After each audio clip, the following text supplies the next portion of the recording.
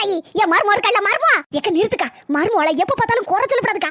எந்த வேலை பார்த்து வச்சாலும் இதுல ஒரு குறை அதுல ஒரு குத்தம் அப்படின்னு சொல்லுது நல்ல வாக்கா இருக்கு. நிறுத்துக்கா நிறுத்து, எல்லாத்தையும் நிறுத்திரு. அல்ல தாயி நான் அப்படிதாக்கா ஒரு காலத்துல உன்ன மாதிரி துணி துவைச்சா என் மருமட்ட என்ன துணியை துவைச்சிருக்கட்டி நல்லா ஆயிருக்கு, அழுக்கு போயிருக்கா கொண்டாடி இருக்கா அப்படின்னு பாத்திரத்தை கழுவிட்டு வந்தா என்னத்த பாத்திரத்தை கழுவின பழிச்சு பழிச்சு மின்னல் அடிக்காண்டமா அப்படின்னு சொல்லுவேன். வீட்டை தூத்தா அப்படியே வீட்டுல தரையில சோறு போட்டு திங்கணும், அப்படி அடிக்கணும் மின்னல், அந்த அளவுக்கு பழிச்சு பழிச்சுன்னு இருக்கணுமே.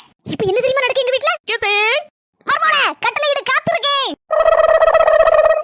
இந்த துணி அவ்வளவு அப்படியே பாலிச்சு மின்னல் அடிக்க மாதிரி துவச்சு போட்டுட்டு அடுத்த அம்பாரமா குமிச்சு கிடக்கு பாத்திரம். அது அவ்வளவுத்தையும் நல்ல அளவோல விலைக்கு வச்சுட்டு வீடெல்லாம் தூத்தெடுத்து வாரி எல்லாத்தையும் தொடச்சு மின்னல் போல பழிச்சிடும் வெண்மை மாதிரி ஆக்குவீங்க.